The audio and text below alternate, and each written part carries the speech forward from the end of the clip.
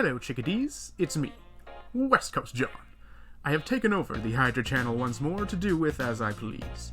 So, with the not so recent announcement that next year we will be seeing the release of the Snyder Cut to households across the world, I figured I'd subvert everyone's expectations and jump on this news while it's still in its infancy, as opposed to the usual Hydra Studios method of being nearly a month late on any topic. The problem is, what the hell do I say? I'm not a big fan of Wheaton or Snyder to get overly upset or hyped about the news. I don't think any amounts of tweaks will fix what was wrong with the film we got, and I've always personally been more of a Marvel boy. So I figured I'd subvert expectations the wrong way and discuss a subject that's not just a month, but 3 fucking years old at this point. Wonder Woman. Needs no introduction, really. It's probably my personal favorite live-action DC film, even at a point when DC has made enough good films that it isn't lightning in a bottle anymore. Of course, it's not a perfect film. The perfect film is a myth, and audiences and pompous critics will unite in ensuring it never exists. And if it could, it sure isn't going to be a summer blockbuster popcorn affair. And as a not-perfect film, there's always something you can criticize. But what? There's a wide array of topics I could go over, and after giving it a smoke and thinking it out, I've decided the thing I should most critique, not only for how it affects the movie, but also for how it affects the wider DCEU, is the treatment of the villain. Oh yeah, superhero movie with a crap villain. Must be a day that ends in Y. Well, guess what? It's not really that the villain is bad. You can get a sick enjoyment out of a bad villain, but it's poison to have a villain that no one bothers remembering. The proof is in the pudding, and by pudding, I mean David Thewlis. The fact I have spoken to people who only experienced this film through social osmosis, and they genuinely did not know that such a celebrated English actor was in it, gives you a good idea of how much an effect Ares had in the long run. And I'm not stopping at the movie. I genuinely do believe some change-ups to the way the antagonist of this movie was presented not only could have made a more memorable experience in the third act, but also could have had the chance to be a trendsetter for DC, giving them a leg up on their, well, competition. And I'm a man who believes in constructive critique. Memed to hell and back, but constructive nonetheless. So if you want rage, well, sucks to suck, bud. Let's get to this. So, we'll start from the beginning, because, interestingly enough, most of what I think could have made this film better deals with something that we get at the start of the film. On my first watch-through, I thought the story that Diana was told as a little girl was an in-universe lie. I thought this because you can tell it's less Greek legend, more Disney's Hercules. Just the way Zeus is described as loving and protective of humans could unironically be used as a joke. And this is not just a meme here, guys. The Greeks at the time that the Amazons are based in knew that their pantheon saw humanity as an annoyance most of the time. And that's due to the Greek understanding of the reality at the time. See, they intentionally depicted their gods as having extreme passions that changed with the direction of the wind because it was a mirror of the world that the Greeks knew. The land around the Mediterranean Sea were perilous and chaotic. There were hundreds of city-states, all with independent identities fighting for resources. There were long, dry summers, and sailing climates were always being affected by changes in the wind pressure or geological activities they didn't know of, much less could control. It's the similar reason why the Egyptian gods are seen as orderly and to the point. The Nile flooded so regularly that you could, and the Egyptians did, set their calendars to it. Most conflicts were between 2 distinct areas or else from completely foreign empires. For the Greeks, the gods were depicted as just as chaotic as their world around them. They were a reflection of the difficulties around the Greeks given a human personification. Hell, an integral part of ancient Greek belief is that humans were not creations of the gods. They were made by the titan Prometheus, an entity that the gods took pleasure in torturing because of how often he helped humanity. So, yeah, even if we assume the lens that the Amazons are strongly loyal to the gods, especially Zeus, it's confusing why this borderline Christian view of a loving deity would even be conceivable to them.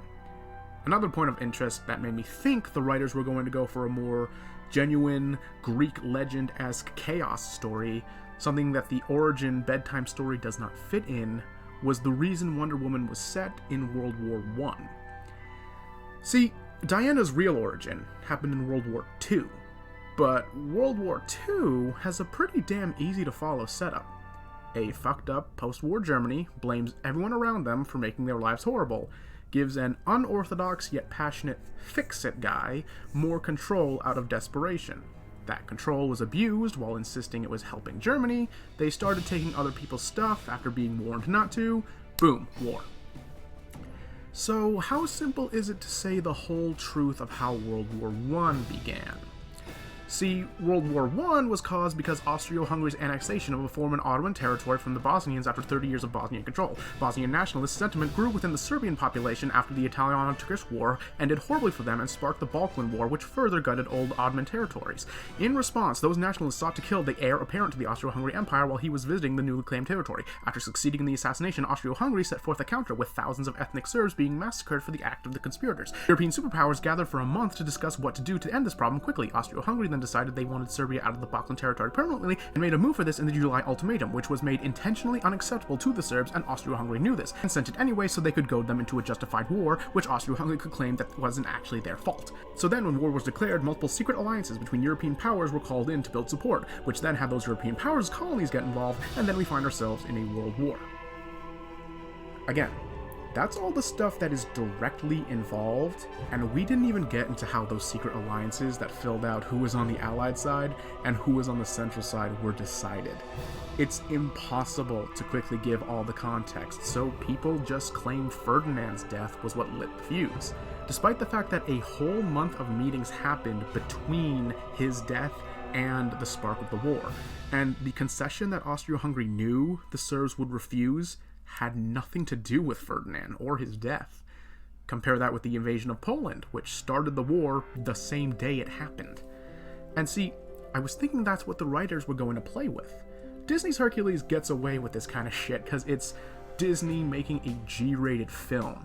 They were naturally going to ignore the part of the story that had Hercules' families die because the goddess of marriage was sick of being the universe's biggest cuckoldress. But Wonder Woman is PG-13. 13 is just around the age most people become aware that the Greek gods caused most of the problems on Earth with their schlongs, and then expected their half-human bastards to fix it. So I was ready to see them acknowledge this and give everyone a big old twist. But alas, all these things did not come to pass. The story, as far as I or anyone else could tell, is a real, fully true piece of exposition setting up the Amazon race and the main villain. This will be a short one, because the summary is just boring villain never works. Ares' plan is convoluted, his reasons contradict themselves and are barely justified even by himself. His defeat is in the form of a big ol' energy blast that we've seen multiple times before. I know that the defense against these criticisms is that it's not Ares' stories, it's Wonder Woman's. Ares can be a weaker character-wise because he isn't who we follow. But as the antagonist of Wonder Woman's story, he needs a clearer philosophy to contrast Diana's in order to make her fighting against him more worth it. We know Diana is passionate, ideological, and hopeful, and we love those things about her. But her main antagonist should be pessimistic, cynical, and practical, and have good reasoning for that, so that her coming away from the encounter and battles with these bad guys, still holding to her beliefs, can be inspirational, as they show she stays with her convictions even through a well-informed challenge.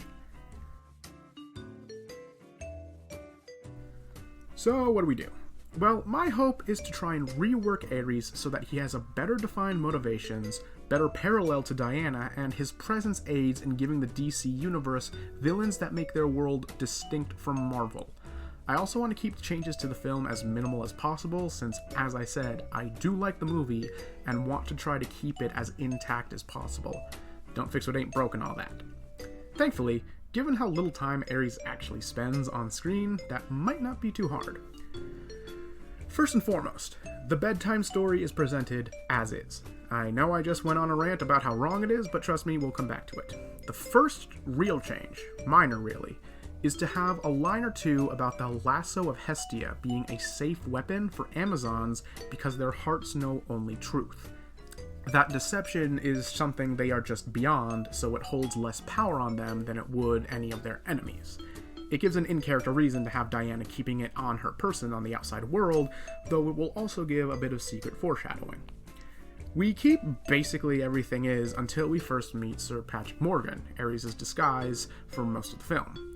Keep him, but don't have him be one of the peace brokers for the Alliance. No joking at all, make him just an angry soldier complaining about the war and having to be involved, but never gives a real reason about how to end the conflict without war. They don't meet him till they're about to go to No Man's Land, in which no one really knows why he's there. He just sits around in the trenches, never cleaning his equipment or really helping in any way.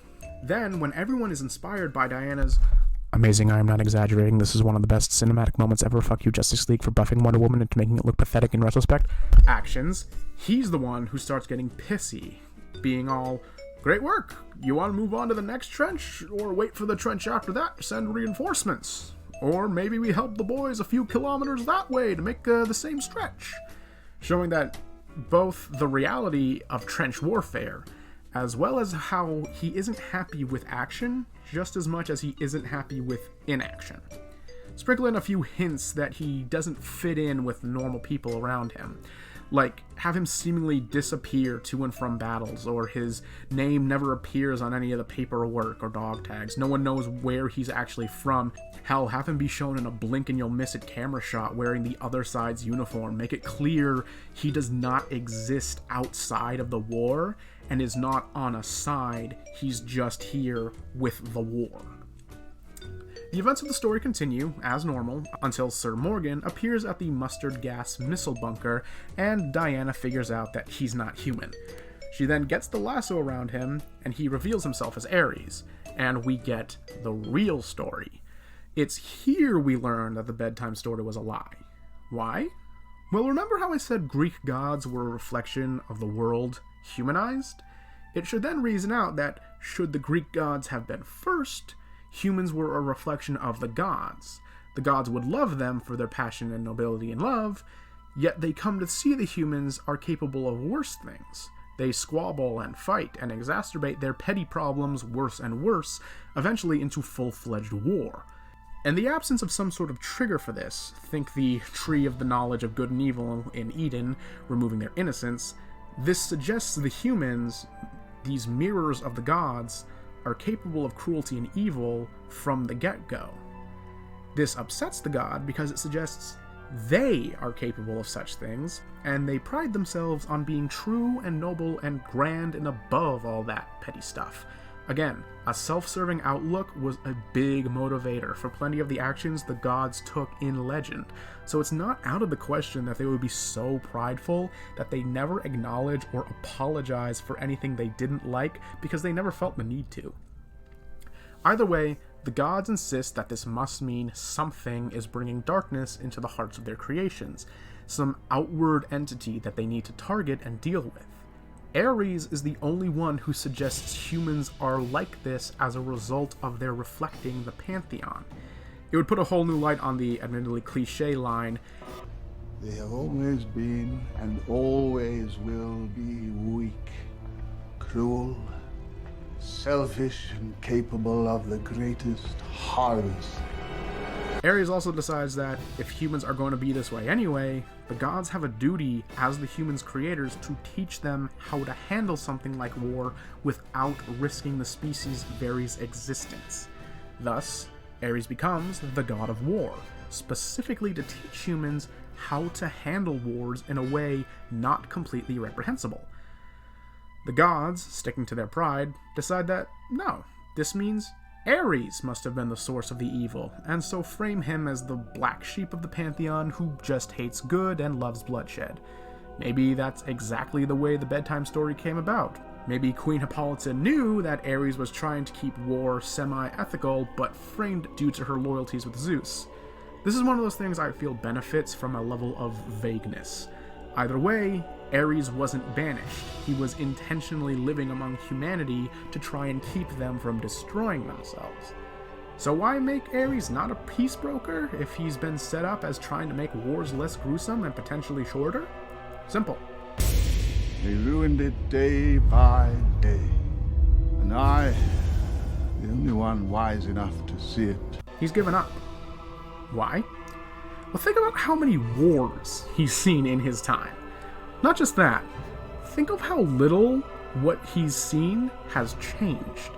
The Trojan horse, 300 at Thermopylae, summary executions, forced enslavement, scorched earth or salted earth, wounded knee, razing, pillaging, all sorts of underhanded tactics and outright violations of decency.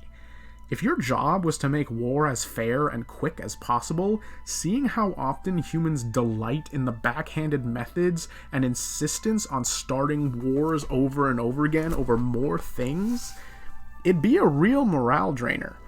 And before you say, oh, those things aren't delighted in, well, yeah, right now they aren't. They sure as shit were when they happened. And World War I would be the straw that broke the camel's back. It's a war bred from decades of those backhanded agreements, grudges, and setups that had no previous precedent.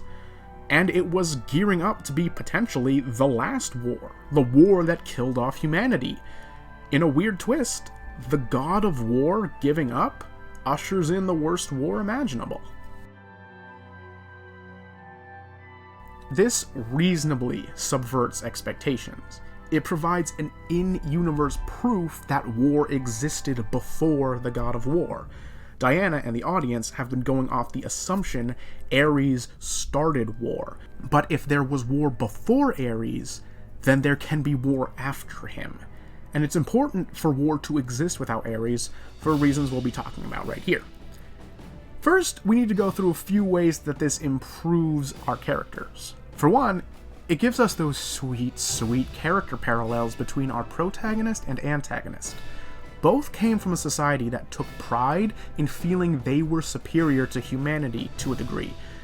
The gods thought they were above petty cruelty and violence. The Amazons thought that they were above deception. Both Diana and Ares left their society in order to aid humanity with a conflict that had spun out of control. Ares with the invention of war, and Diana with the war to end all wars. Both end up learning their societies were wrong about previous notions, but where they differ is their intentions and takeaways from their decisions. Diana joined the world of man out of a genuine concern for a people she felt had love and nobility in their hearts. Ares did it out of a pessimistic acceptance of, well, they're gonna do it anyways. That's why Ares has this moment. It's not to rub it in Diana's face, it's to try and let her know that what he thinks inspired her is false. He expects her to give up because he thinks she only cares about humanity and sees them a certain way due to her bedtime story. What he doesn't know is that by this point, Diana has met humans truly noble and loving. Samir, Chief, Charlie, Etta, and Steve. Her hope and compassion for humanity has gone beyond a childish understanding and matured into one that understands humans can be selfish and sadistic, but chooses not to give up on those who fight back against crueler natures. Ares never had that hope, so he doesn't bother trying to see it now when he's so sure it's become pointless. And this leads to the fight between Ares being inspired more from his annoyance in her refusal to just give up on humanity like he has. To say they had their shot, time to wipe it clean and try again from the beginning. See, that's the thing. You can't really stop war as a concept. You can't defeat war, especially when you're using a semi-real, though very, very imagined historical rewrites as your setting. It's World War I. There will be more. And I feel it's important to note that there will be more. In this rewrite, Ares isn't blasted away. Diana can fight him all she wants, but he just can't be defeated. Yeah, the very last and most important change I suggest is that Diana walks away from her fight with Ares to go back into the fight currently happening out in the world. She needs to choose to fix what can be fixed. She can't beat war, she can beat this war. To keep trying where Ares gave up on, to be that hope regardless of how hopeless it all seems, punctured by the fact she keeps up the fight even after Steve has died. It doesn't give a big triumph feeling that blasting a big bad evil guy does, but instead it's more of a bittersweet ending. And more than that, sets up a better precedent to differentiate DC going forward. A big criticism DC keeps getting is that they ride on Marvel's coattails, to painfully poor comparison. When I suggested DC could set their own trend, I meant it in reference to Marvel's tiptoeing around gray morality.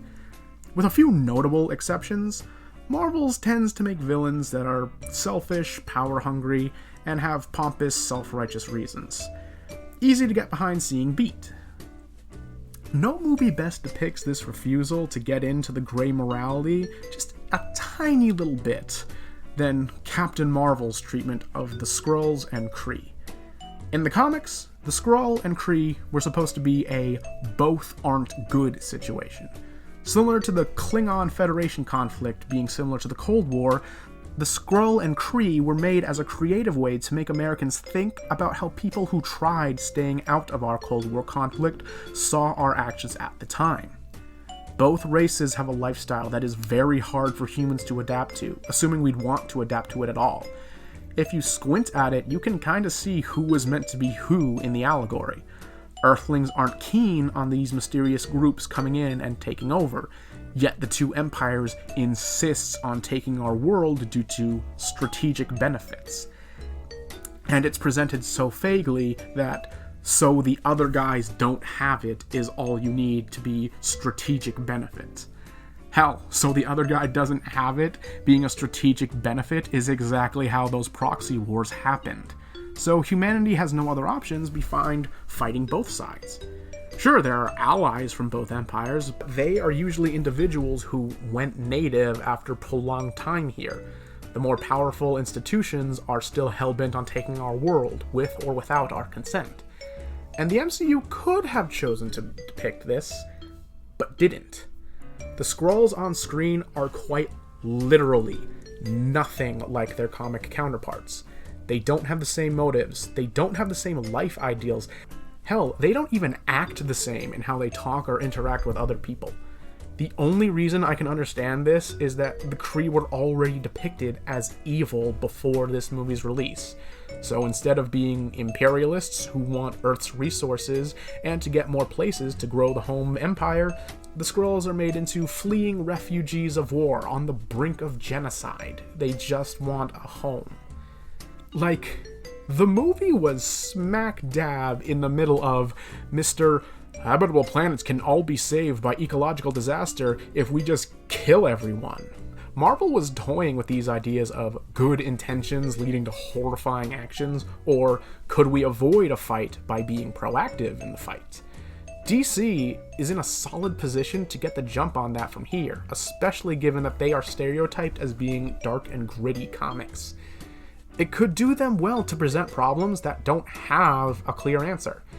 You don't necessarily have to never have a bad guy fight ever again, it's just what the characters are fighting can be made more interesting if the antagonist is more like an arbiter of a bigger issue as opposed to being evil for evil's sake, or their own sake. We get a step in the right direction with this with Ocean Master and Aquaman. He fights Aquaman more because he doesn't believe a half-breed is what the sea needs to defend itself. He objects in both a macro sense that he is certain Arthur's dual heritage will breed a divided loyalty and risk Atlantis to the surface world, and in the micro sense that he is angry Arthur's existence proves just how upset their mother was in her marriage to Ocean Master's father. But once Arthur proves himself worthy in their version of the King Arthur legend, Ocean Master concedes and allows himself to be taken into custody, showing he ultimately did feel Atlantis' prosperity and traditions superseded everything, including himself.